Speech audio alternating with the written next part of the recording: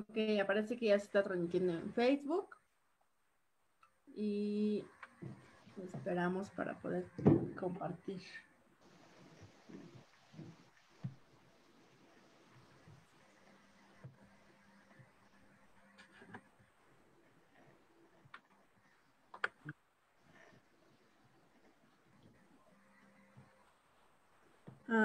Creo que yo no estoy como anfitrión. Ya quedó, Ale. ¿Sí? Ya, Ok. doctor, sí. Ahorita yo te regreso el hospedador. Uh-huh.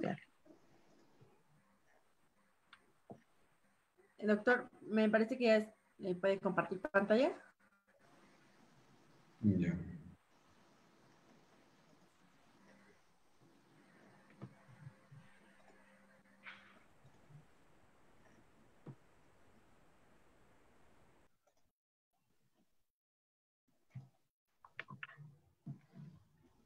Ahí está. ¿Sí la ven? Sí, perfecto. Sí, sí se ve. ¿Va a pasar algún video? No. ¿No? Ah, ok, perfecto.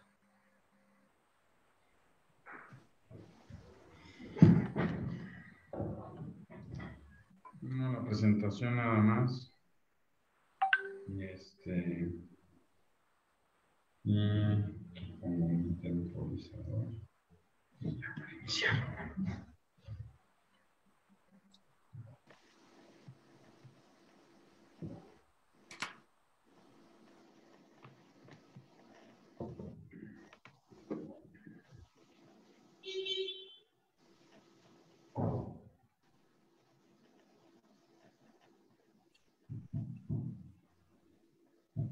Bueno, pues ya vamos a iniciar. Falta un minutito, pero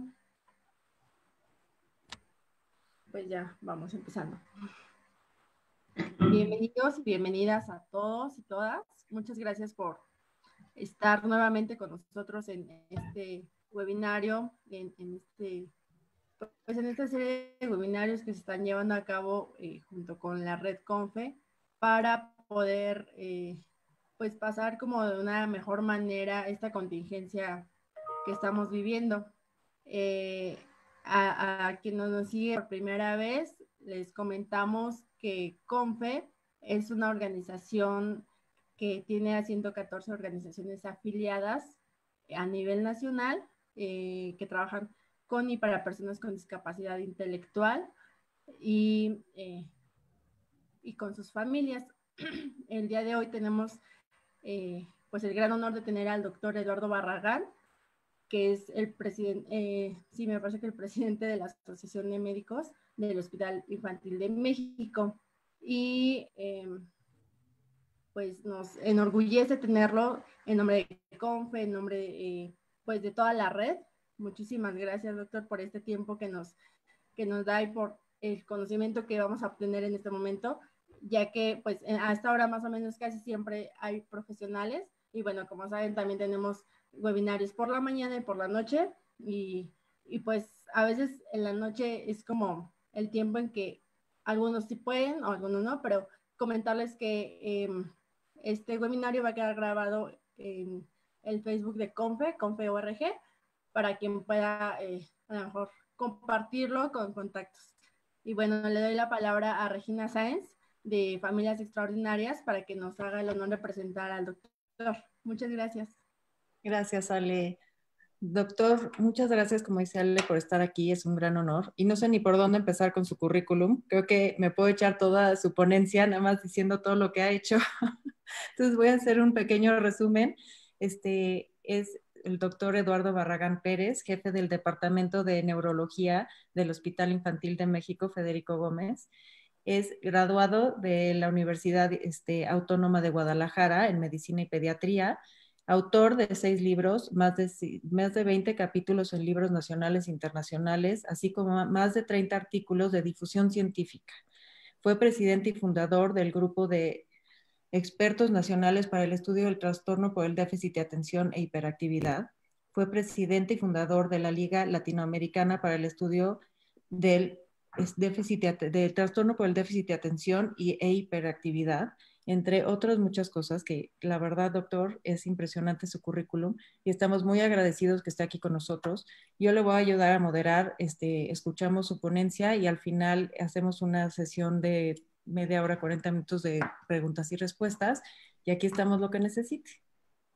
Okay, muchísimas gracias, buenas noches a todos. Es un honor para mí que me hayan invitado, me siento muy orgulloso de poder participar con ustedes, y pues muchísimas gracias por estar aquí. Vamos a hablar de un tema muy interesante, ¿no? Y algo que nos está sucediendo, ahorita platicábamos, no esta cuarentena, sino ya esta, no sé, es como muy larga situación de resguardo que estamos teniendo con momentos difíciles, esperando que todos estén bien. Y vamos a hablar entonces de qué tengo que hacer con los niños con trastorno por déficit de atención en este momento de contingencia, ¿no? Vamos a arrancar, y por favor que vayan haciendo las preguntas, ¿no? Para que podamos ir resolviéndolas todas a la brevedad. Es el Hospital Infantil de México Federico Gómez, es el hospital más antiguo de pediatría en toda Latinoamérica y es donde labora en los últimos 25 años y estamos en el Departamento de Neurología impulsando cerebros para un desarrollo mucho mejor. Las experiencias que hemos tenido durante el COVID y sobre todo en este momento donde estamos en un punto muy álgido, ¿no? Y el incremento de casos se viene dando muy fuertes. Y yo creo que todo esto nos viene y nos sigue arrastrando en el sentido de decir, híjole, nos han venido moviendo las fechas, ¿no?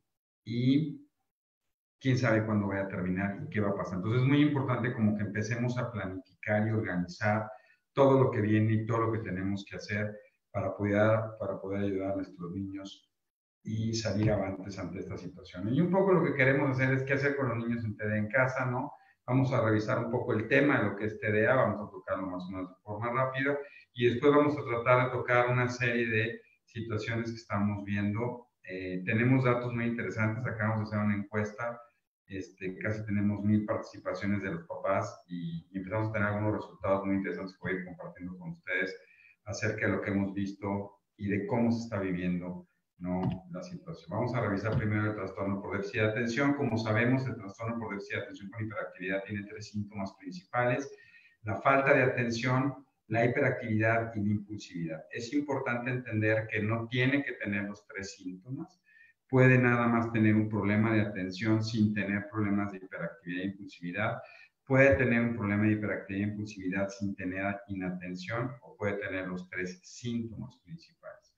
La otra cosa muy importante es que el 70% de los pacientes que tienen trastornos por déficit de atención tienen alguna comorbilidad asociada. Y ahorita vamos a hablar un poco de las comorbilidades, que efectivamente estamos viendo un incremento importante en las mismas, sobre todo hablando un poco de cambios de conducta y de ansiedad, ¿no?, que es probablemente lo que más estamos viendo. Esos son los grupos de síntomas que se han venido modificando. Si uno los lee, pues prácticamente todos tenemos algo de esto. Lo importante es no solo tener los síntomas, sino que estos síntomas, ojo, ¿no?, tienen que tener más de 6 meses de estarse presentando de manera continua.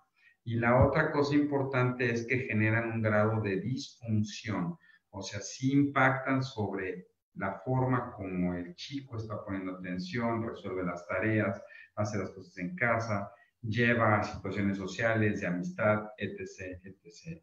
Entonces es muy importante no solo tener los síntomas, sino cómo se manifiestan y que se manifiesten en varios ambientes. Probablemente estamos viendo muchos de estos síntomas a partir de que empezó la cuarentena y no necesariamente tienen que ser síntomas asociados a trastornos por déficit de atención, sino simple y sencillamente puede estar siendo una variación de síntomas de la cuarentena, de ansiedad o de problemas de conducta que se están disparando. Sabemos más o menos que el trastorno por déficit de atención afecta a cerca de 5.25 de la población general de niños y adolescentes a nivel mundial, y hay muchos estudios que lo han clasificado de esta manera, ¿no?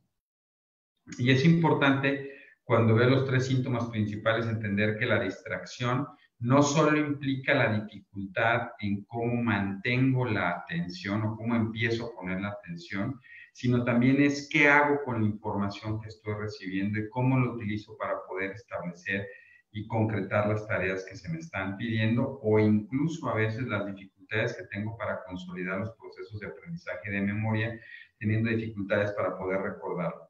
La hiperactividad implica esta excesiva actividad motriz que se da durante todo el día y que probablemente hoy las mamás o muchos de los mamás lo están sufriendo en casa, no tenerlos todo el tiempo ahí, no poder salir, pues tienen una hiperactividad constante y que también se puede manifestar no solo con procesos motrices, sino también con un habla constante, ¿no? La hiperactividad del lenguaje donde hay una verborrea, todo el tiempo están hablando. Y la impulsividad es muy importante porque la impulsividad refleja este deseo de recompensas inmediatas o la toma de decisiones ante un estímulo sin procesar la mejor respuesta. La impulsividad no es igual a agresividad, no es igual a irritabilidad.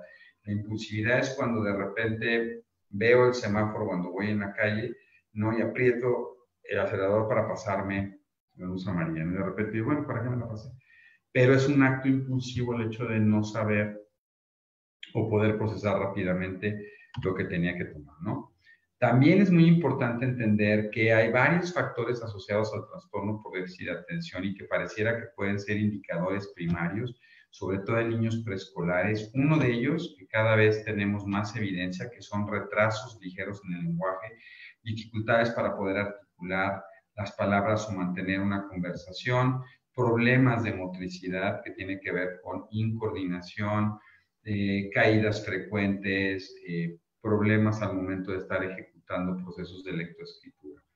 También sabemos que muchos de estos pacientes pueden tener algo que no se hablaba hace 5 o 6 años, problemas con baja tolerancia a la frustración, irritabilidad o a la habilidad afectiva. Hay cambios del estado de ánimo de repente, o pueden llegar a tener esto que llamamos el trastorno explosivo intermitente, donde de repente ante cualquier estímulo explotan como un volcán, y que hoy eso se le ha conocido como el trastorno disregulatorio afectivo, o sea, un problema en cómo estoy regulando mis emociones y que evidentemente en estos momentos eso puede estar disparando o favoreciendo tener mucho más problemas, ¿no? Y algo que también está sucediendo es que probablemente los problemas de la atención o del comportamiento generaban una gran disrupción a nivel de clase, pero no lo hacían en casa. Entonces, muchos papás, de repente, los maestros les habían dicho, pues, sí es inatento, y ellos no lo veían en casa. Y hoy que están trabajando con ellos, hoy que tienen que hacer la tarea con ellos, hoy que tienen que regularlos, empiezan a encontrar dificultades en cómo se van modulando y cómo están trabajando. Entonces dice, oiga, doctor, de veras, que sí, ya vi que mi hijo sí está bastante distraído, ¿no? Entonces, como que estamos vivenciando mucho más algunos de los síntomas que en general nos estábamos diciendo. Sabemos además que este es un proceso a largo plazo, no solamente se termina en la infancia, sino que persiste hasta la etapa de la adolescencia. Y podemos ver que estos adolescentes, que hoy los tenemos en casa también, tienen dificultades, tanto no solo desde el punto de vista académico, y es cómo los pongo a hacer la tarea o cómo los pongo a hacer cosas, ¿no? Sino de repente, pues son chavos que les cuesta mucho trabajo organizarse por sí solos, mantener la tarea, ayudar en las acciones en casa, ponerse a hacer ejercicio, tienen problemas de planeación y organización constante. Y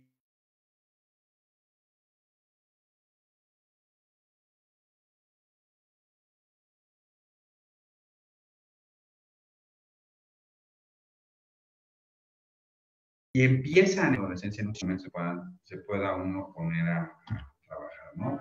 Y esto conlleva a que tengan una serie de alteraciones en el estilo de vida, como de por sí malos hábitos alimenticios, que puede ser o muchísima hambre, comer todo el tiempo, devorar todo lo que hay, o de repente entrar en fenómenos donde no quieren desayunar. Hay más alteraciones en la frecuencia de sueño. En general sabemos que 1 de cada 3 niños y adolescentes con problemas de trastorno por déficit de atención tienen problemas para conciliar el sueño, sobre todo en una etapa que se llama la etapa de la vigilia, de que me tengo que ir a dormir a que me quedo dormido. En los adolescentes o en los chavos con TDA de repente se prolonga demasiado y es muy difícil que se puedan acostar temprano. El consumo de sustancias también se ve incrementado y a veces una comorbilidad frecuente es la ansiedad, que en estos momentos adolescentes de repente por estar escuchando tantas noticias hay un pensamiento bastante repetitivo sobre la preocupación del coronavirus. También sabemos cuando comparamos niños con TDA y sin TDA, ustedes pueden ver todas estas conductas donde claramente veo las diferencias que tengo, ¿no? Con conductas más agresivas, más desafiantes, en general son más difíciles de motivar. ¿Cómo motivo a mi adolescente para que se ponga a hacer las cosas? En general, empiezo a tener conductas muy impulsivas, me salgo de la casa a pesar de que sé que no me tengo que salir, etc. Entonces, esto también ha dificultado mucho en estas 8 semanas el manejo de los adolescentes con trastorno por déficit de atención. Y muchos de estos chavos que venían en la escuela, de repente les está costando mucho trabajo mantenerse pegados en las clases en línea, y esto estresa la relación, que de por sí ya está siendo para muchas familias difícil, ¿no? La relación está todo el tiempo ahí entre mamá y papá, ¿no? Varios papás me decían, bueno, de repente, pues ya estamos todo el tiempo aquí nosotros juntos y te das cuenta que pues, había un montón de cosas que hacía mucho tiempo que no hacíamos juntos, desayunar, comer, cenar, tener que preparar las cosas, ¿no? Compartir tanto tiempo, y eso a veces ha generado o está generando de repente ciertos problemas de relación, y esto también ha traído impactos sobre la labilidad, ¿no? Y de repente conocer a tu hijo o que el hijo empieza a conocer a los papás también ha venido favoreciendo procesos de repente de bastante roce psicosocial. Y entonces a más de 2 meses de la cuarentena, muchos papás estamos así, ¿no? Quiero un diván, por favor. Ojalá que existiera un momento de paz y me pudiera tomar un fin de semana para descansar. Y no se puede, ¿no? Y probablemente así vamos a estar varias semanas más. Entonces, ¿qué podemos hacer? ¿No? Eso es muy importante, en qué podemos hacer. Y primero, un tema muy importante, que probablemente no sea el más preocupante, pero sí muy importante, y es los medicamentos. ¿Qué tengo que hacer con los medicamentos? Bueno, dentro de los medicamentos sabemos que hay todas estas opciones. Muchos de los pacientes venían tomando sus medicamentos. Tenemos medicamentos de acción corta, como el metilfenidato de acción corta, Ritalin o Tradea, que duran aproximadamente 4 horas. Los metilfenidato de acción larga, como el Ritalin LA o el Tradea LP. El metilfenidato oro, que se llama Concerta, que dura 12 horas. Estos 3, si se fijan, son los mismos medicamentos, simple y sencillamente lo que se modifica es el tiempo de acción. ¿Cuánto tiempo duran? Y el otro medicamento, que es un estimulante, que es Vyvanse o Vyvanse, que es lisdexanfetamina, que tiene un efecto de 14 horas. Y ahorita vamos a revisar varias de las situaciones que han estado pasando con estos medicamentos, ¿no? Que en general son medicamentos muy seguros, muy eficaces, pero que hemos tenido una serie de alteraciones ahora en la pandemia. Y dentro de los no estimulantes, probablemente el que más se utiliza es atomoxetina, el nombre comercial es Strattera, Mazenus, hay otras más combinaciones. Pero en general son los medicamentos que se utilizan con mayor frecuencia para pacientes con trastornos por déficit de atención. Muchos de los pacientes que tienen trastornos por déficit de atención con alguna comorbilidad toman algún otro medicamento. Pueden tomar medicamentos moduladores, que la mayoría son antiepilépticos, como carbamazepina, ácido valproico, la motrigina. Pueden tomar neurolépticos como risperidona, aripiprazol, olanzapina, o algunos toman algunos otros reguladores de conducta como cataplexam. Y de repente, una rutina que teníamos, que era dar el medicamento temprano y como muy establecido, se han perdido rutinas, se han perdido organizaciones, y esto ha venido trastornando un poco la administración de los medicamentos. Y una pregunta muy frecuente ha sido, bueno, ¿se lo tengo que seguir dando? ¿Lo suspendo? ¿Qué ha pasado? Yo les comentaba, o me parece que viviendo un poco este fenómeno de la pandemia y el tiempo que hemos estado en casa, yo lo dividiré en 2 partes, ¿no? Como la primera parte, que fue cuando nos pusieron en cuarentena por ahí de mediados de marzo, donde mucha gente vio la cuarentena diciendo, bueno, al final del camino viene Semana Santa y Pascua en un tiempo muy corto, van a venir vacaciones, vamos a regresar el 20 de abril a las clases, entonces puedo suspender el tratamiento. Y mucha gente suspendió el tratamiento.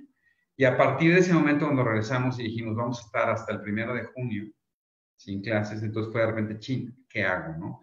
Y toda la variabilidad que se empezó a ver de repente entre las tareas en clase, las tomas en clase y qué tenemos que hacer. Entonces, Muchos de los padres preguntan si debo continuar con la dosis del medicamento, debo modificarlo, debo suspenderla. Acaba de haber una revisión y un consenso europeo, y estamos haciendo nosotros el mismo en Latinoamérica, donde definitivamente lo que estamos viendo y se propone es que no se suspendan los tratamientos. Incluso en aquellos pacientes que tomaban medicamento de lunes a viernes y lo suspendían fines de semana o días festivos, por la situación de la pandemia, donde se han incrementado los fenómenos de hiperactividad y de impulsividad, es mucho mejor mantener el tratamiento de forma constante. 2 es, ¿tengo que revisar y ajustar la dosis? Sí, es súper importante. Están pasando varios fenómenos, y aquí es donde tenemos que tener mucho cuidado. Algunos de los pacientes han tenido un incremento de los síntomas, o por lo menos en la encuesta que hicimos, más del 50% de los pacientes reportaron que han incrementado los síntomas que tenían. Y esto puede ser debido a muchos factores. El primero es que al inicio de la pandemia, pues mucha gente de la dieta, pues dijo, bueno, pues vamos a tomarnos todos los carbohidratos que podemos, y han subido de peso los niños. Y esto generó un desajuste en las dosis de los medicamentos. Hay que recordar sobre todo que los estimulantes, la dosis promedio tiene que ser cerca de 1 miligramo por kilogramo de peso por día, y de repente 4 o 5 kilos puede desajustar los tratamientos. Esto es muy importante que lo vemos.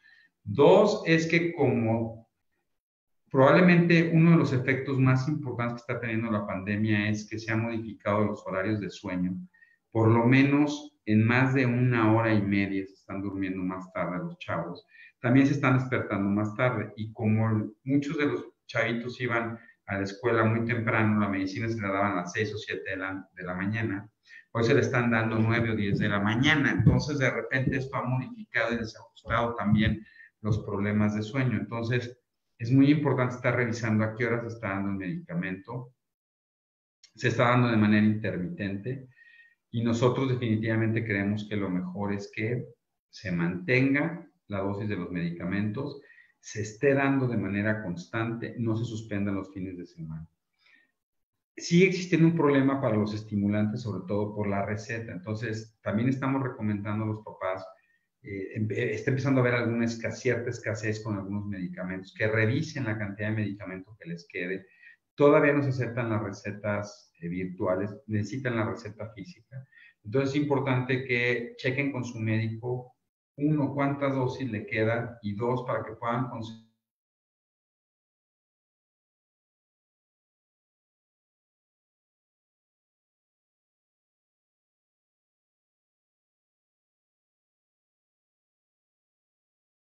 la receta y puedan.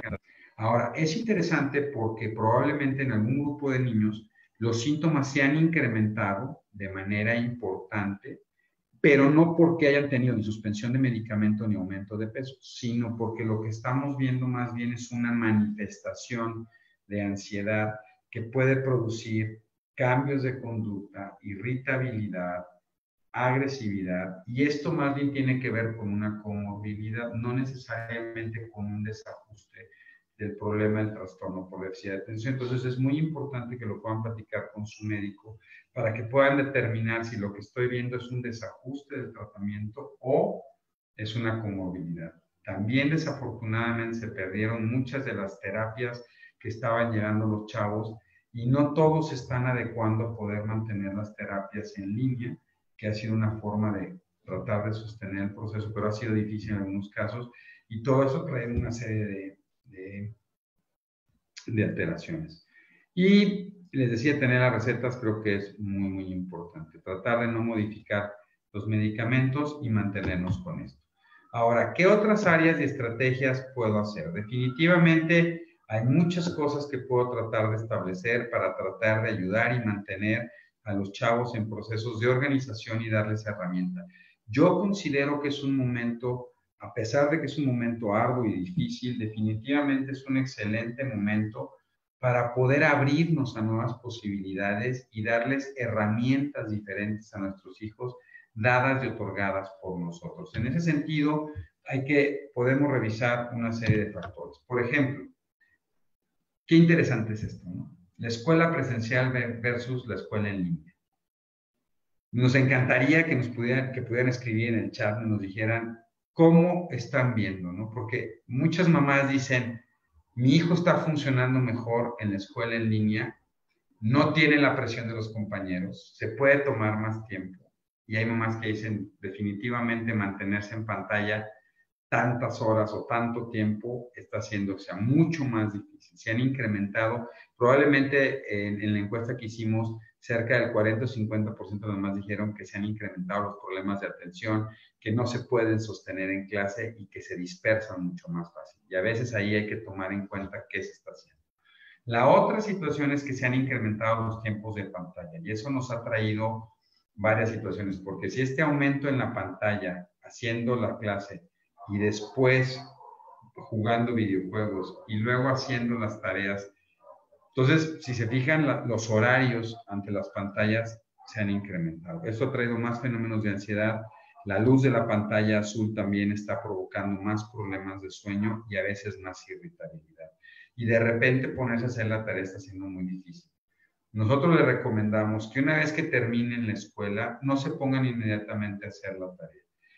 Pueden intentarlo. Si ustedes ven que es difícil, nosotros recomendamos que den un espacio, que traten de hacer otra actividad lúdica, de jugar o de establecer, o en los preescolares sobre todo, que puedan tratar de insertar lo que tienen que hacer de la tarea en un aspecto lúdico.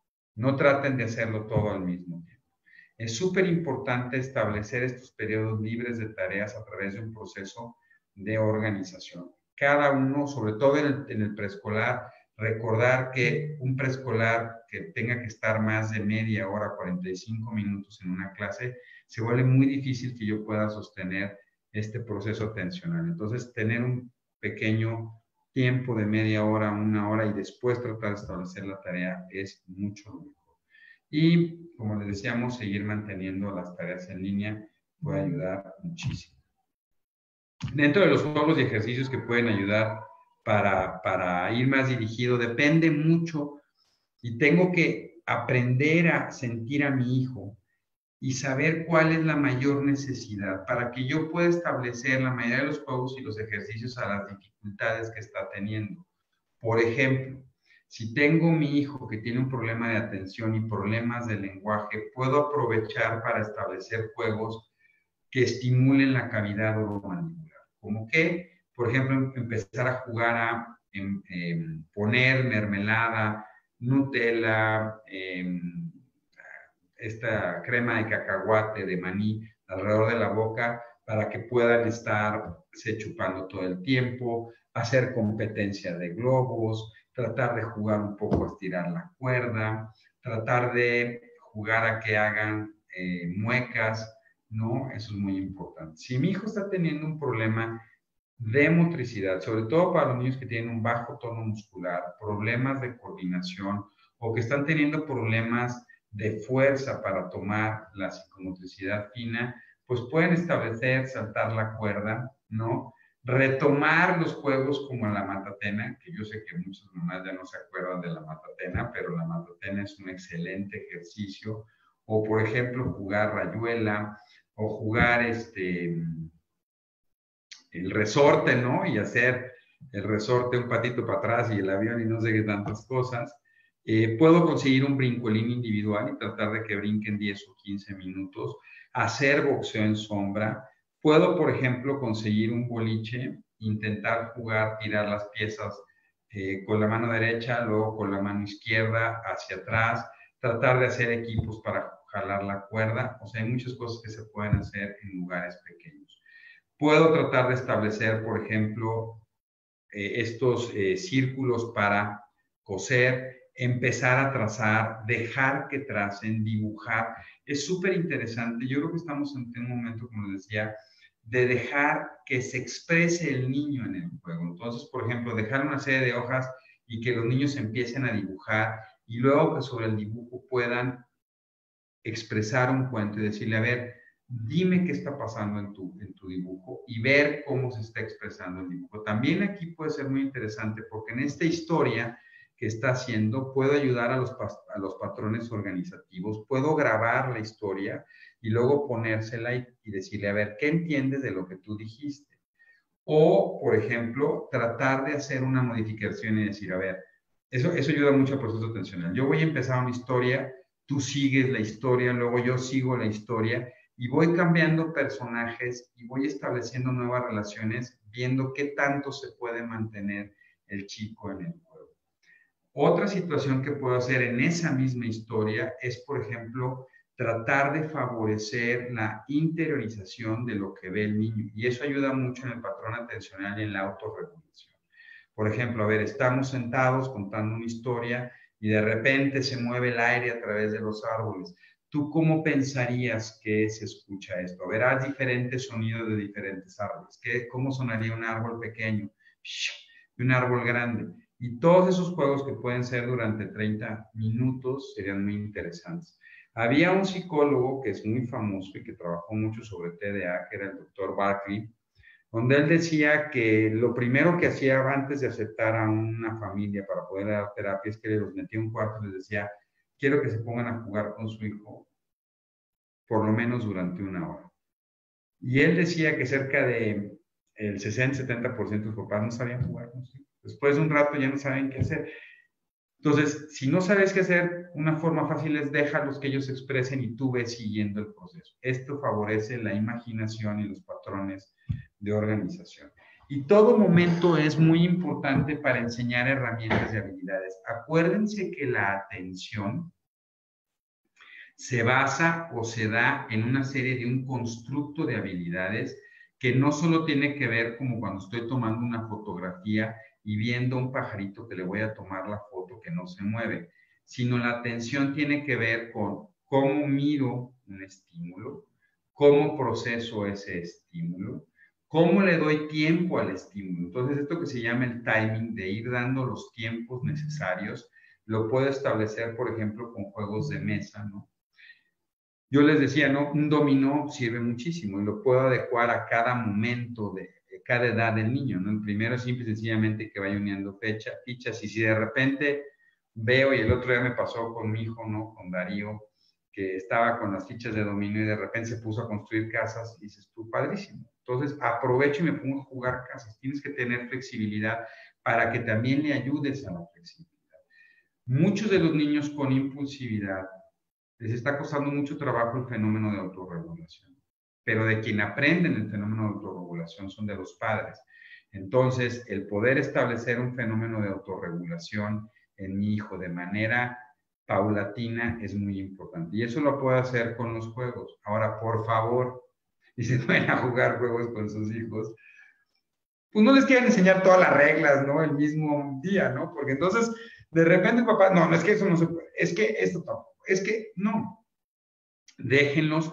Es muy importante que se frustren. Uno de los grandes problemas que tenemos con la gente más joven o con los niños es la incapacidad de frustración. No saben cómo realizar la frustración. Entonces, esto se puede hacer a través de juegos de mesa. Se puede hacer a través, si yo veo que algo le cuesta trabajo, lo pongo a jugar, él no va a querer. Entonces trato de inventar situaciones que lo puedo hacer. Por ejemplo, para cocinar, ¿no? Y él le cuesta trabajo cortar, pues digo, mira, vamos a cocinar porque sí estás muy interesado en cocinar, pero ¿qué te parece si tú me ayudas a machacar? Entonces puedo establecer una serie de juegos. A ver, toca, por ejemplo, la papaya, toca la harina, vamos a hacer galletas, y también ese proceso va ayudando en los patrones de psicomotricidad. Bueno, yo espero que muchas de esas ideas las puedan poner en práctica para los fenómenos de autorregulación, ¿no? Ahí está Midaris haciendo eso. También pueden encontrar juegos en línea que ayudan. Colorear es súper importante. Que se disfracen. Hay que darle juego al proceso de disfraz. No déjenos que se disfracen todo el tiempo y que sobre eso puedan establecer sus juegos. Y esto que decíamos, ¿no? Poder jugar papá y mamá. Traten de sentarse a jugar. Si son poco tolerantes los padres, pues no les presten sus juguetes, ¿no? Como esta colección de Star Wars que todos nos fascina. Se puede mejor poner a disfrazar al perrito, que también está muy interesante. Y otro problema que estamos teniendo importante, el sueño. La higiene de sueño. Como les decía, un gran porcentaje de todas nuestras familias está empezando a tener problemas de sueño. Y es parte del síndrome de la cuarentena. El que nos esté costando trabajo conciliar el sueño. Y no solo nos pasa a nosotros, sino también nos pasa a nuestros niños. Y se está rompiendo este fenómeno. Algo muy importante es que así quisiéramos todos, ¿no? Así debería estar la cama, el cuarto, limpio, discreto, y lo que vemos, pues es que estamos todos encimados, ya nadie hace la cama, está llena de palomitas porque nos la hemos pasado viendo ahí. De repente, está siendo un problema, por ejemplo, si el papá fuma, ¿no? Y antes fumaba afuera y ahora no se puede salir, está fumando dentro de la casa, están incrementándose los niveles de tabaco. De repente, por ejemplo, se ha perdido esta regulación de los videojuegos, deseamos más tiempo, y los papás quieren oír noticias y entonces en este proceso, de repente los chavos están escuchando noticias y eso los está poniendo mucho más ansiosos, o están haciendo videollamadas con los amigos más noche. Entonces es súper importante retomar los horarios de sueño, eso es muy importante, no solo los de la noche, sino también el despertar, ¿no? Hay que ponerlos, despertarse temprano y empezar a tomar rutina. La rutina es indispensable para los fenómenos de autorregulación. Y algo que también ayuda mucho es que los niños empiecen a acostumbrarse a levantar sus cosas, por lo menos levantar sus zapatos, algo, que ayuden en algo, y eso va a ir empezando a fomentar el proceso de autorregulación y automodulación que es tan importante. Las recomendaciones en las horas de sueño, más o menos aquí las pueden ver dependiendo la edad. En general, los preescolares deberían de dormir promedio 10 horas. Los escolares deben de dormir 8 horas, por lo menos. Y un adolescente debería estar durmiendo de 9 a 10 horas. Ahora, algo muy interesante también es que mucha gente dice, bueno, no importa, y el otro día estaba hablando con unos pacientes que los quiero mucho. Dice, bueno, me estoy acostando a las 12, 1 de la mañana, pero me levanto a las 12, 1 de la tarde, ¿no? O sea, sigo durmiendo mucho tiempo. Sí, pero el problema es que la liberación de muchas de las hormonas se da en el primer tercio de la noche. Se da cuando anochece, que está anocheciendo promedio 8 de la noche, y más o menos se tarda esto hacia las 12, 1 de la mañana. Entonces, ¿qué pasa si yo me empiezo a acostar más tarde? ¿Qué pasa si me empiezo a acostar a las 11, 12, 1? Estoy recortando ese periodo de tiempo de liberación de la hormona de crecimiento, que no solo puede impactar sobre el crecimiento de nuestros hijos, que es muy importante, también favorece la inatención, no consolidan los patrones y pueden favorecer irritabilidad, y lo más importante es que da hambre. ¿Por qué? Porque hay un impacto sobre la liberación de insulina y entonces empieza a dar mucho más hambre, más apetito, y esto hace que los niños estén comiendo más. Entonces, si sus hijos están empezando a comer mucho más, están picando todo el tiempo, no se están regulando, es porque seguramente están teniendo esta dificultad. Y como lo que más tenemos en casa, que es lo más fácilmente conseguible por el problema de pandemia, son carbohidratos, la gran mayoría están comiendo muchos carbohidratos. Y por ejemplo, les digo, bueno, pongan un plato, por ejemplo, de jícamas, de pepinos, de lechuga, ¿no? Pues a todos se le antoja, porque estamos haciendo, ¿no? Dicen, bueno, vamos a hacer tiempo en familia, ¿no? ¿Qué hacemos? Pues vamos a ver una película, súper. ¿Y qué tenemos? Palomitas, papitas, cacahuates, ¿no? Y pone un refresco gigantesco. Y evidentemente todo esto va produciendo problemas porque revierte el fenómeno y las dificultades, el aumento de peso y dificultades. Entonces hay que retomar el ritmo de los horarios, reforzar los momentos en familia, la emoción de los padres, evitar la compra excesiva de alimentos con carbohidratos, traten de ponerles fruta, les digo, jícamas, pepinos, zanahorias de diferentes maneras, creo que eso puede dar mucho. La otra situación es la hidratación adecuada con electrolitos. Hay un fenómeno muy frecuente en adolescentes y que puede darse, es una condición que se da con frecuencia en niños con trastorno por déficit de atención, que tiene que ver con la baja de la presión arterial, y esto produce mareos, produce de repente desmayos, golpes, que escuchen zumbidos, dolores de cabeza, y esto tiene que ver porque están tomando poca agua en casa, y como a veces viven en lugares más pequeños y no salen, se enrarece el fenómeno de repente estar muchos adultos o muchas personas en la casa sin ventilación adecuada, lo que produce es que haya más dióxido de carbono en el ambiente y eso dispara el fenómeno que se llama de disautonomías. Entonces, si de por sí tengo un fenómeno disautonómico, o sea, estoy teniendo situaciones ambientales que favorecen eso, y por otro lado, no estoy consumiendo agua con sal ni alimentos con sal, puedo empezar a ver mucho más cuestiones, o estamos viendo más cuestiones de mareos y situaciones de este tipo. Entonces, hay que tener una adecuada hidratación para mejorar estas situaciones, ¿no? Y algo que también estamos viendo son problemas de parasomnia. Las parasomnias son fenómenos que se dan durante el sueño y si sus hijos, no es común en el trastorno por déficit de atención, como decíamos, el problema del trastorno por déficit de atención más bien son las disomnias, que las disomnias tienen que ver con el tiempo de sueño, esto es, o no me puedo dormir temprano o me levanto muy temprano, que es maravilloso si veo la Ciudad de México que está más limpia, así, pero estarme parando a las 3 o 4 de la mañana está difícil, ¿no? El problema con el trastorno por déficit de atención es que les cuesta trabajo dormir, pero si empiezan a tener más problemas de despertares confusos, sonambulismo, se levantan gritando, tienen más pesadillas, ojo, estos son fenómenos, es una manifestación de ansiedad. La otra manifestación de ansiedad que estamos viendo en pacientes con trastornos por déficit de atención, sobre todo que está costando mucho trabajo poderse mantener en la escuela, es la enuresis. La enuresis es la pérdida de control de esfínter urinario. Recuerden que el esfínter urinario diurno se debe controlar entre los 2 y los 3 años de edad, pudiendo aceptar hasta los 4 años. Y en la noche deben de controlar entre los 3 y los 4 años, aceptando hacia los 5, máximo los 6. Si después de los 6 años de edad siguen teniendo accidentes, por lo menos una vez por semana, no es que esté durmiendo profundamente, es una manifestación que me puede estar indicando ansiedad o preocupación excesiva.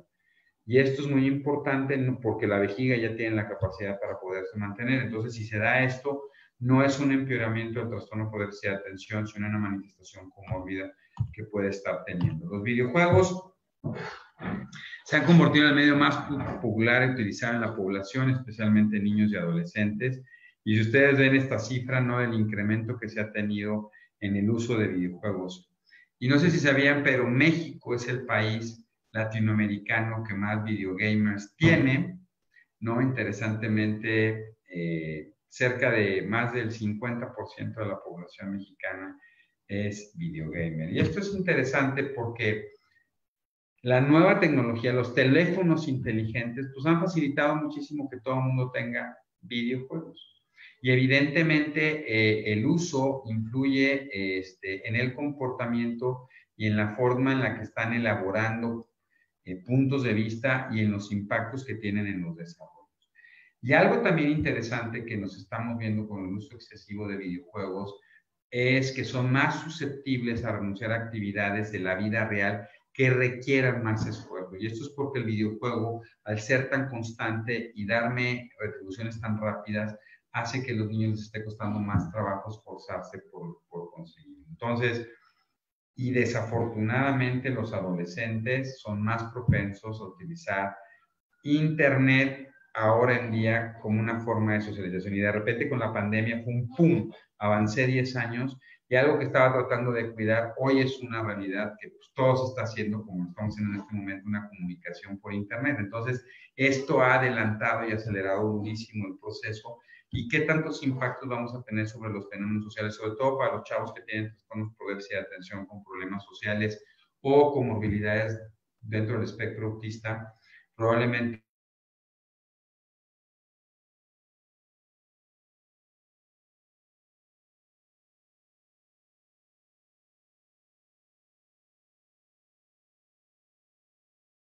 vaya a tener un impacto forma como impacta sobre el rendimiento académico y social y se puede convertir en un problema. Y el otro día hablamos en qué momento se puede convertir en un problema y se puede convertir en esto que hoy para la Asociación Psiquiátrica Americana ya se considera como un problema de adicción, que es la adicción a los videojuegos, es cuando ya tiene una mayor relevancia y mi único interés es que haya Internet.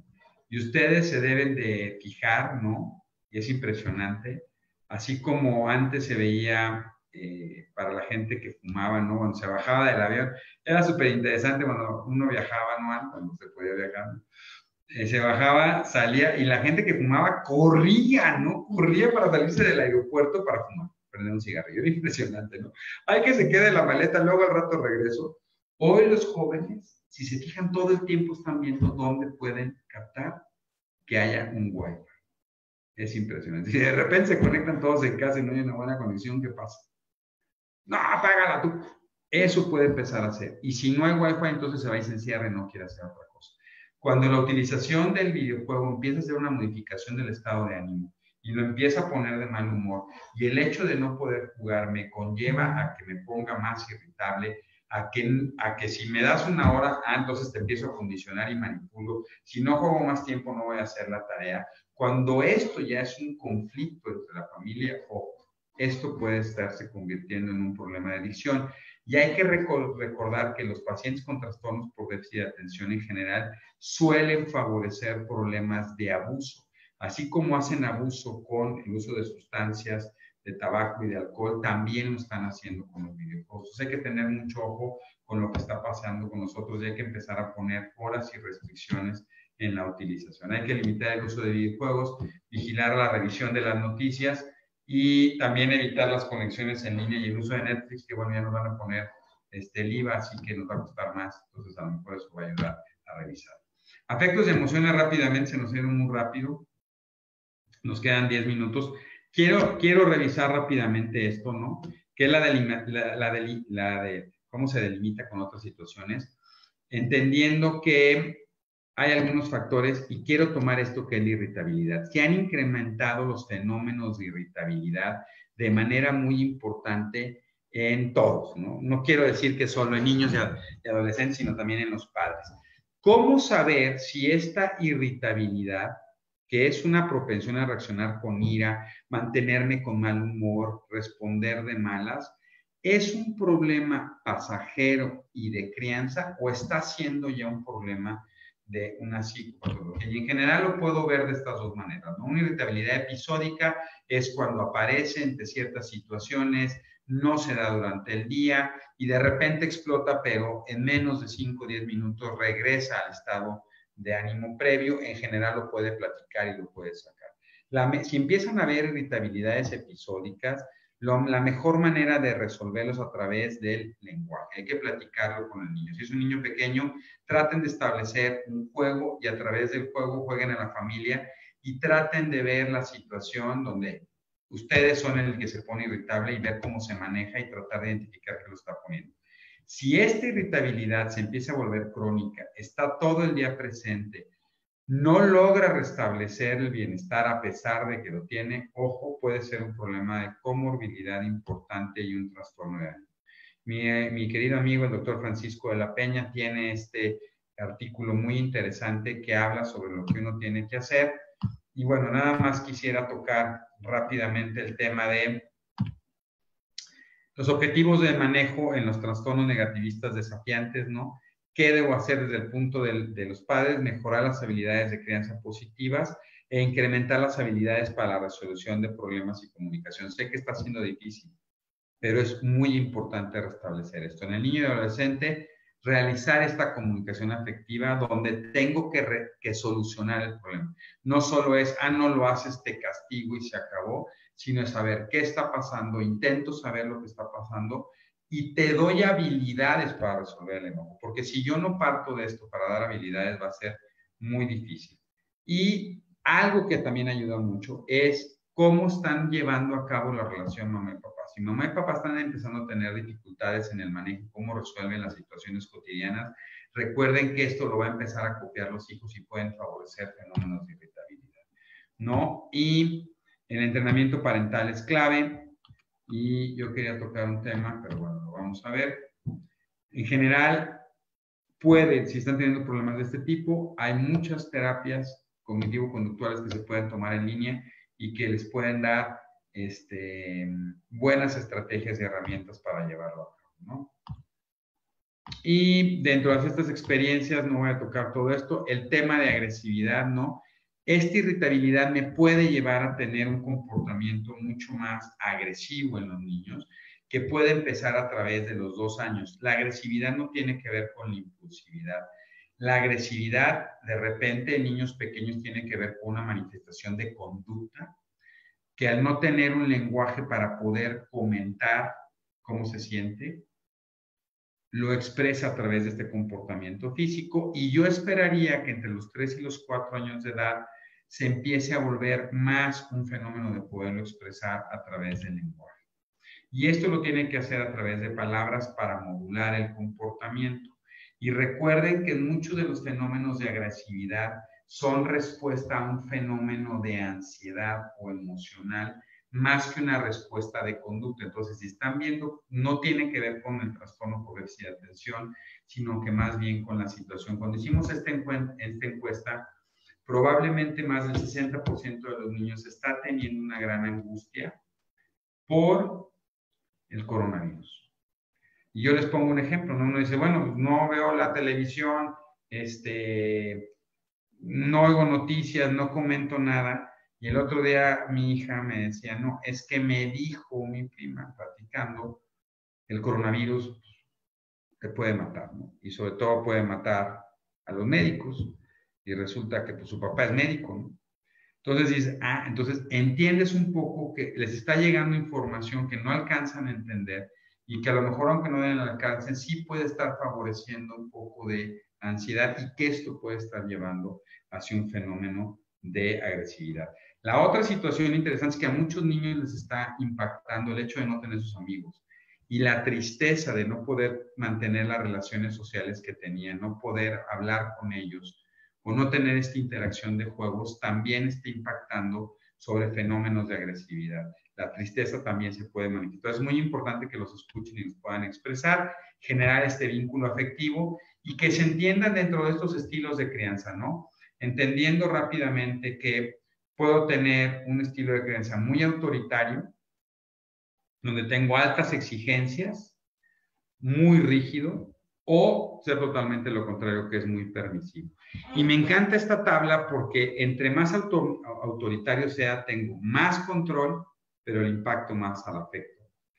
Si soy más permisivo, tengo mucho menos control, pero probablemente gano un afecto. Ahora, algo que estamos vivenciando también, interesantemente, es como los niños que tienen trastorno por déficit de atención, un gran porcentaje, como veíamos, tienen esto que se llama disregulación emocional o afectiva. O sea que sus emociones son más a flor de piel, les cuesta más trabajo autorregularlas.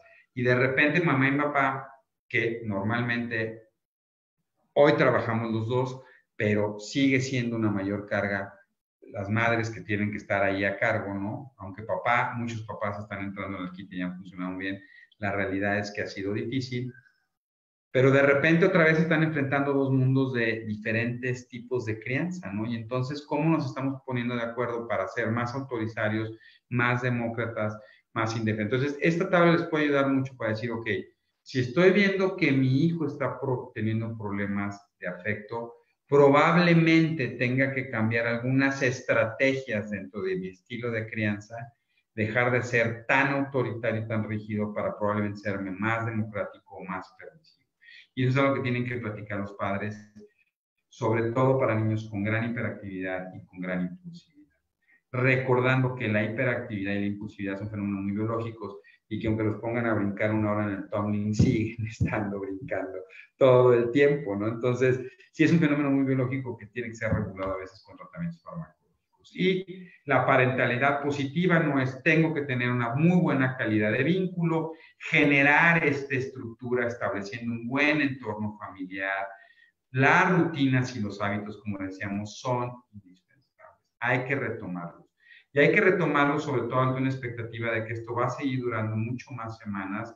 Vamos a seguir teniendo muchas restricciones.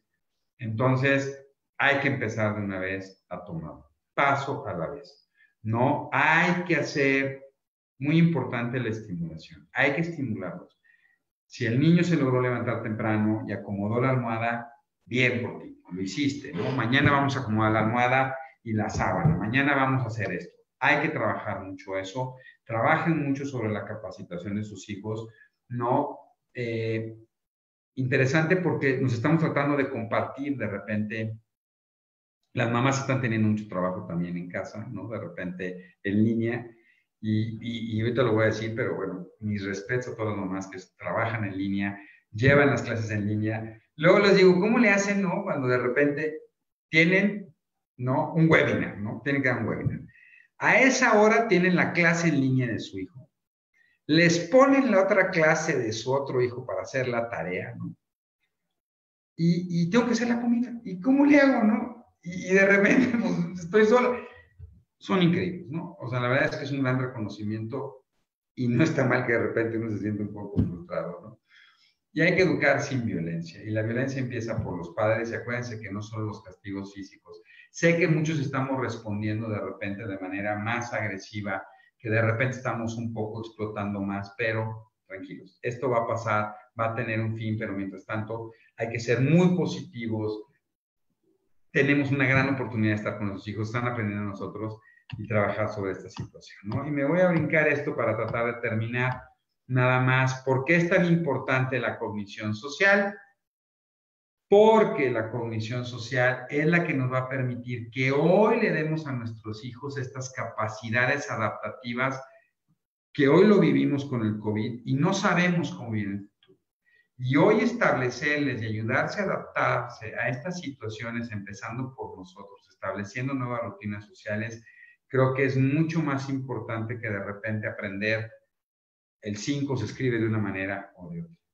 Esto le dará habilidades para un futuro muy importante. Entonces, como conclusiones, ¿no? Hay que vigilar y ajustar el tratamiento farmacológico, platíquenlo con sus médicos. Estamos haciendo todo el esfuerzo para mantener a través de videollamadas, mensajes. Hay que modificar las expectativas. Es mucho más difícil mantener la atención en línea y entonces de repente hay que entender que hay que estar mucho más tiempo con ellos. Realicen modificaciones semanales. También, por ejemplo, si se ponen a jugar, le quieren enseñar ajedrez, pues está bien. Si ya llevan 6 semanas con ajedrez y no les guste, pues cambien por damas chinas, ¿no? O a lo mejor pueden cambiar por hacer plastilina u otras situaciones. Tomen la organización, tolerancia y aceptación. Va a terminar pronto y van a ver que vamos a estar mucho mejor librados. Quiero hacer un reconocimiento, la verdad es que les digo a las mamás y a los papás. La verdad es que todos los días que tengo la oportunidad de ver lo que están haciendo y todo este gran esfuerzo es loable. Entonces, un gran reconocimiento para todas ustedes y todos ustedes que están ahí. Los papás están tratando, entiéndanos, ¿no? Estamos tratando de poner nuestro grano de arena, ¿no? A veces, pues llevamos mucho tiempo sin saber mucho cómo estar ahí, entonces, pero para todos un gran reconocimiento, ¿no? Y para mis colegas, definitivamente, no tengo que decirlo, pero estamos viviendo un momento difícil y pues el reconocimiento para todos ellos. Y bueno, espero que hayan tenido un súper feliz Día del Niño, ¿no? Ojalá ahí está mi Daris, ¿no? Feliz de Spider-Man, ojalá que todos podamos ser muy felices. Y bueno, comentarles, ¿no? Voy a hacer mi última diapositiva, es un anuncio, compartirles a través de la Asociación de Médicos del Hospital Infantil de México, del Departamento de Neurología, tenemos muchas pláticas para papás a través de nuestro canal de YouTube, de nuestro podcast que se llama cerebrosendesarrollo.com o el www.amhimcdmx. Se pueden meter a las páginas. Ahí tenemos las pláticas, tenemos artículos, pueden hacer preguntas, información que les espero que sea muy útil para todos ustedes. Son 53 minutos, entonces creo que estamos en tiempo para empezar con las preguntas. Espero que les haya gustado y aquí estoy para tratar de responder todos sus cuestionamientos. Muchísimas gracias. Gracias, doctor. Qué gran información valiosa. Yo no sabía si tomar notas, apuntar las preguntas. De veras, impresionante. Muchas gracias por todo y va a servir muchísimo. Tenemos impresionante la cantidad de gente que está, 500 adentro de Zoom, más de 800 en Facebook Live. Entonces tenemos muchas preguntas, pero las traté de resumir. No nos va a dar tiempo de todas, pero voy a empezar una por una y hasta donde lleguemos. La primera es, ¿qué opina del uso del CBD para el manejo del TDA? En realidad no hay ningún estudio a nivel mundial que esté evaluando el uso de cannabinoides. El CBD es cannabinoide, sí. El cannabinoide puro, y en realidad para niños con trastorno por déficit de atención, en realidad no hay una expectativa favorable en la utilización de esto, ¿no? Se está tratando de utilizar más para otro tipo de problemas, como las epilepsias, ¿no? Y para trastornos del espectro autista, pero no para trastorno por déficit de atención. Perfecto. ¿A qué edad se puede dar el diagnóstico definitivo del TDA? Bueno, para la mayoría de las asociaciones, y eso es una discusión, ¿no? Que estamos teniendo un consenso, pero probablemente la gran mayoría consideran que el trastorno por déficit de atención con hiperactividad en su presentación hiperactiva impulsiva a los 4 años y en la predominantemente inatenta hacia los 6 años. Nosotros recomendamos, y aquí hay algo que se dice, es: puedo generar la sospecha y puedo establecer mis primeras estrategias a partir de los 4 años, hacer una vigilancia y, dependiendo de la evolución del niño, empezar a tomar otras consideraciones terapéuticas. El tratamiento... Bueno, perdón, y voy a decir esto, ¿no? Porque un día me habló una mamá, ¿no? Y vi un niño, ¿no? De 1 año, porque me decía: doctor, es que es súper hiperactivo porque se la pasa gateando muchísimo. Y es, no, así son. O sea, pues sí, de repente son difíciles, pero así son. Entonces, ojo, los niños se tienen que mover mucho porque es una estimulación motora muy importante, y uno espera que la regulación de la hiperactividad e impulsividad sea entre los 4 y 6 años. Perfecto. El tratamiento médico para este diagnóstico se ha descubierto que afecta en en este caso con el COVID y el tratamiento del COVID. No, no se ha demostrado que haya una relación ni un incremento en la susceptibilidad con el uso de los fármacos para trastorno por déficit de atención y un incremento en el riesgo de contagio para los niños o adolescentes con trastorno por déficit de atención. Y vuelvo a repetir, ¿no? El consenso europeo que acaba de salir el mes pasado en la revista Lancet, y lo pueden buscar, del doctor Tobías, recomienda que no se suspenda el tratamiento. Gracias. También los niños con trastornos por déficit de atención no tienen, por su problema, una mayor susceptibilidad de contagiarse de COVID. Es mucho más difícil, por ejemplo, lograr que mantengan el cubrebocas. Eso sí. Esa es otra pregunta. ¿Cómo hacerle para que a la hora de regreso a clases y regreso a una normalidad que habrá en algún momento, se pueda mantener ese niño el cubrebocas? Pues eso va a ser todo un reto, sobre todo para pacientes con hiperactividad e impulsividad va a ser difícil, al igual que, por ejemplo, estar manteniendo el lavado de manos, ¿no?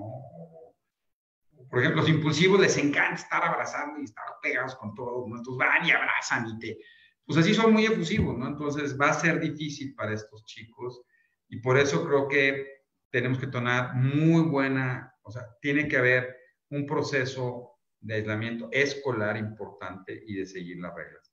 Y pues habrá diferentes maneras de estrategias cognitivo-conductuales para tratar de que se mantenga en el mayor tiempo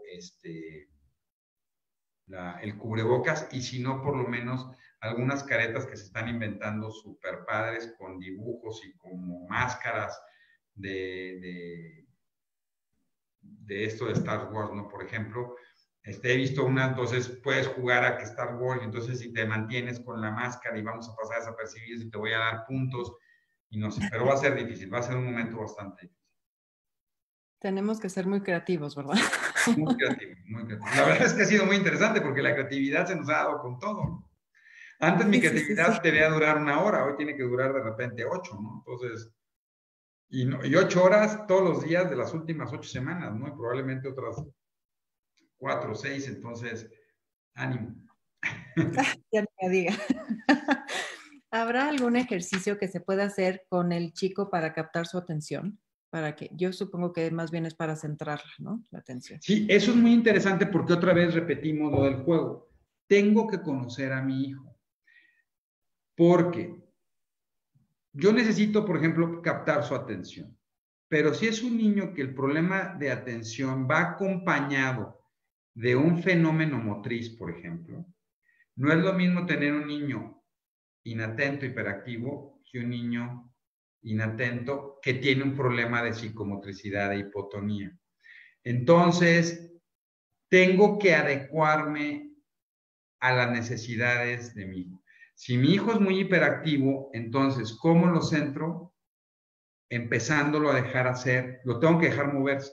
Porque si lo que yo quiero es mantenerlo quieto, se vuelve una batalla campal. Y normalmente el que primero se acaba frustrando somos los papás, ¿no? Entonces, lo que sí puedo hacer es conseguir una pelota que se esté moviendo o prestarle una pelota para que le esté tomando con la mano constantemente. Y entonces, cuando empiezan a hacer esta actividad, esas pelotas de ansiedad la puedo tener, ¿no? De repente captan la atención. A diferencia de esto, si tengo un niño que tiene problemas de psicomotricidad y que le cuesta mucho trabajo, entonces primero lo pongo a hacer un ejercicio de tono o puedo jugar, por ejemplo, a los soldados de guerra, ¿no? Me arrastro o juego a los patitos o juego algo, 15 o 20 minutos, eso favorece la estimulación de la región del cerebelo, organizo el proceso y luego establezco el fenómeno atencional. Por eso lo importante en el trastorno por déficit de atención es la individualización del tratamiento. No todos responden igual. También, por ejemplo, si mi hijo tiene un problema visoespacial, le cuesta trabajo ver, por ejemplo, fondo y forma, y quiero hacer la tarea después de que estuvo mucho tiempo en una pantalla, la pantalla no tiene forma y fondo. O sea, aunque pareciera que sí, al final no es lo mismo ver una manzana en la pantalla que tener una manzana encima y tocarla, ¿no? Entonces, si yo quiero ponerme a hacer ejercicios de psicomotricidad fina o cuestiones de este tipo, después de una pantalla va a costar mucho más trabajo. Entonces, si quiero, por ejemplo, ponerlo a leer y escribir, no puedo empezar a trabajar primero con cuestiones más manuales, favorecer el movimiento de la mano, claro, no llevarlo a un cansancio excesivo y luego ponerme a hacer estas cosas. Hay que conocer mucho a nuestros hijos para adecuarnos en las diferentes situaciones. Un niño hiperactivo impulsivo, quererlo poner a jugar ajedrez puede ser muy difícil. Sí, pero si a lo mejor establezco que muevo una pieza y le doy una vuelta al tablero, ¿no? Caminando, y luego muevo otra pieza, y cada vez que alguien mueve una pieza, inténtenlo, eso es muy divertido, ¿no? En los niños hiperactivos. Pongo el tablero de ajedrez. El que mueve una pieza da una vuelta e inventa, ¿no? Entonces, a lo mejor doy una vuelta y tengo que brincar. Claro, para los papás, pues es un muy buen ejercicio, pero eso mantiene el fenómeno atencional y puede ayudar muchísimo. Eso es la creatividad que tenemos que tener. Gracias, doctor. Laura, ¿qué estrategias o materiales puedo implementar para adultos con TDA? Eso es todo un tema súper interesante. Nos llevaría, podemos hacer otra plática un día para hablar de todas las situaciones para... Ahora, algo que lo que se está trabajando muy bien para papás y lo pueden buscar es algo que se conoce como mindfulness. Pareciera que todo el fenómeno de mindfulness está ayudando mucho, que tiene que ver con situaciones de autorregulación a través de la meditación, la respiración y toda una serie de factores, y eso puede ayudar muchísimo. Dos, es que el adulto con TDA normalmente tiene 3 problemas principales. Probablemente el principal es la procrastinación, es todo lo deja al final. Y hoy, dejar todo al final, cuando esté todo el tiempo en casa, se vuelve muy difícil. Entonces, traten de organizarse, poner alarmas y decir, voy a empezar por hacer algo. 2, hacer ejercicio. El ejercicio es súper importante. Hay muchos estudios que han determinado que por lo menos hacer 15 minutos de ejercicio aeróbico al día, que es brincar, sentadillas, ejercicio cotidiano, ayuda a la liberación de dopamina y endorfinas que favorecen el fenómeno atencional. Y 3, traten de establecer, además de estas rutinas, planes a corto plazo. Ahorita la pandemia nos ha pegado mucho y nos ha lentificado en las situaciones que queremos hacer. No se desesperen y digan, voy a hacer una cosa a la vez. Establezcanse programas de una semana y espero que eso les ayude mucho. Apúntenlo, pónganlo en un lugar visible y eso va a ayudar mucho. Pónganlo en un lugar visible para ustedes y que entiendan las esposas o los esposos que pues, los que tenemos trastorno por déficit de atención, pues de repente se nos va el rollo. Entonces hay que tener como una serie de situaciones de apapachamiento, ¿no? Afectivo emocional. Y si no hay tratamiento, los tratamientos farmacológicos no solo son para niños y adolescentes, sino también hay para adultos y funcionan bastante bien y lo pueden platicar con sus médicos. Perfecto. En cuanto al tema de hidratación con electrolitos que mencionó, preguntan cómo recomienda hidratarlos, o sea, qué tipo de sustancia y si se puede caer en el exceso de agua con sal o... No, en general es que nos han metido tanto el rollo ahora de la sal, ¿no? Por la hipertensión y todo, que ahora casi nadie quiere tomar sal, pero por lo menos la recomendación es que tienen que tomar los niños y los adolescentes entre litro y litro y medio al día, adolescentes y adultos jóvenes y adultos 2 litros por día, pero de esto se recomienda que por lo menos 250 mililitros contengan una mayor cantidad de sal, y esto lo pueden hacer a través de consumir electrolit, Powerade, Gatorade, y no necesariamente tienen que consumir el Gatorade si no hacen mucho ejercicio que tiene más azúcar, sino está el agua de Gatorade o Gatorade Active, que no contiene tantas calorías y eso evita que suban de peso. Y es mucho más fácil estar consumiendo eso que estar midiendo o tomar un poco más de sal, porque hoy las mamás cocinan con mucho menos sal, lo cual es bastante bueno. Estamos tratando de prevenir la hipertensión, pero el problema es que cocinan con menos sal para todos. Y entonces los niños y los adolescentes necesitan una mayor cantidad por superficie corporal y por el metabolismo, pierden más líquidos y más electrolitos. Entonces hay que estarlos manteniendo. No se van a pasar ni se van a llenar. No van a ser una gran cantidad de sodio ni van a lastimar el riñón. 250 mililitros al día. Perfecto. Por lo menos 4 veces a la semana. ¿4 veces a la semana? Por lo menos. Y los que tienen disautonomía diaria, ¿no? Ah, buenísimo. En cuanto al artículo del doctor Francisco de la Peña que mencionó, preguntan cómo se llama el artículo. Lo pasó muy rápido en su presentación.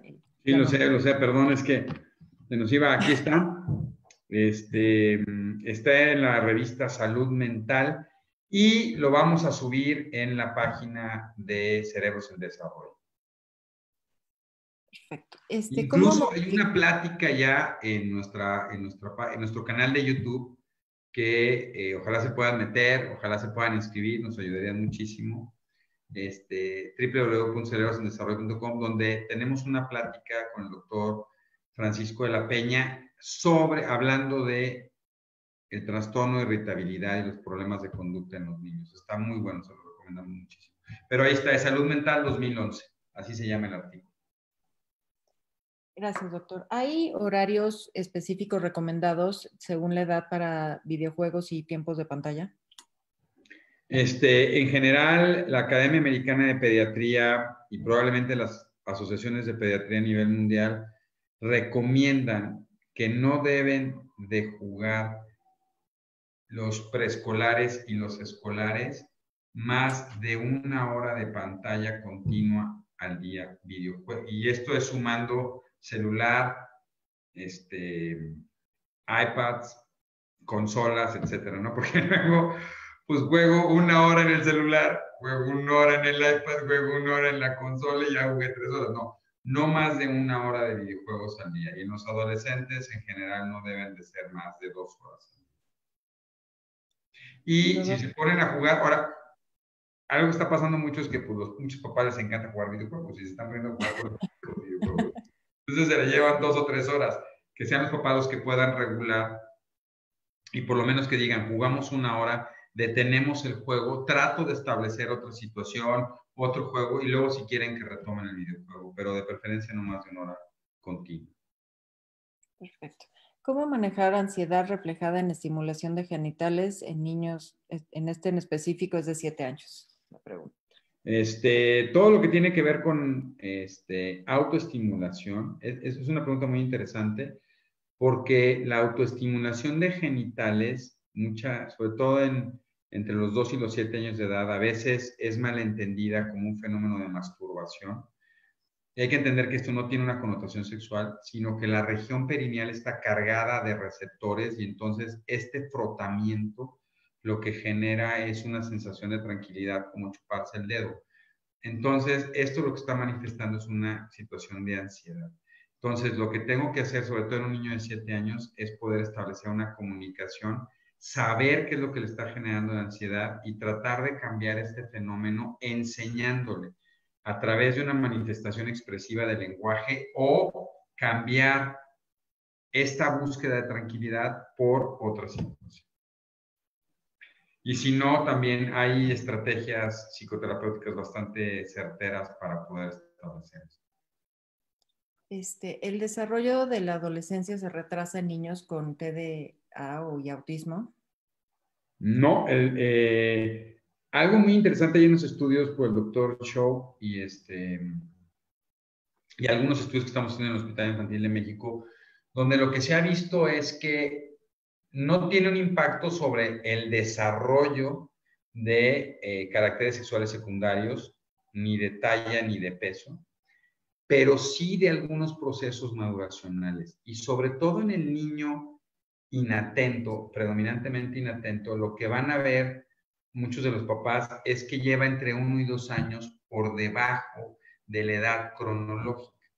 Y eso a veces puede frustrar muchísimo a los papás porque uno quisiera, dice, pues es que todos los chavos ya están hablando de niñas, ¿no? Y sigue trayendo al Hulk escondido, ¿no?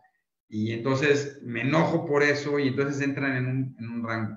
No, esto es parte de ese fenómeno de la habilidad emocional y dificultades en el desarrollo afectivo y de personalidad que sí llevan desfasados por el proceso biológico y hay formas de establecer a través de terapias cognitivo-conductuales para ayudarle, pero hay que dejarlos que se manifiesten así. Pero sí es una realidad que hay un porcentaje que se mantiene así. ¿Qué opinas sobre el uso de medicamentos para regular las rutinas del sueño en personas con TDA? Sobre todo el uso de melatonina, algo que la melatonina es la hormona natural que se produce desde nuestros ancestros y la produce una región de nuestro cerebro que se llama SARA, que es el sistema activador reticular ascendente. Y algunos dicen que la melatonina se liberaba cuando iba anocheciendo. Cuando empieza a anochecer, si ustedes se fijan, uno le empieza a dar sueñito y tiene ganas uno de estar en su casa. Y eso era porque nuestros ancestros era momento de meterse a la cueva para que no se los comieran.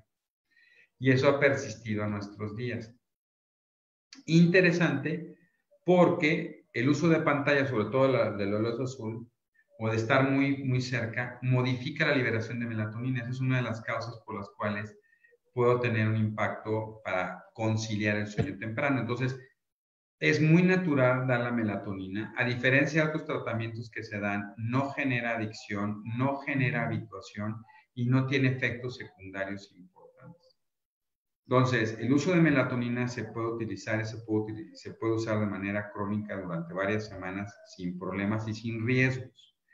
Lo único importante es determinar si el problema que estoy teniendo de sueño es por malos hábitos o por este uso de pantallas o es por un fenómeno de ansiedad o diferente. Porque si el problema es por ansiedad o es por estrés o es por depresión, la melatonina no va a ayudar. Y en ese momento lo que hay que tratar de evitar es dar Nytol o medicamentos como antihistamínicos para ver que se duerma, sino es más importante detectar qué es lo que está pasando para poder actuar sobre eso. Pero sí se puede utilizar sin ningún problema. Sobre todo en niños que tienen trastorno por déficit de atención, decíamos, 1 de cada 3 tiene un problema de sueño y el tratamiento más común que se da es melatonina, que normalmente se da media hora antes de dormir. La melatonina lo único que hace es que favorece la conciliación del sueño, pero no mantiene el sueño. También eso es muy importante. Si al niño lo que le cuesta trabajo es irse a dormir, la melatonina puede ser una excelente opción muy natural.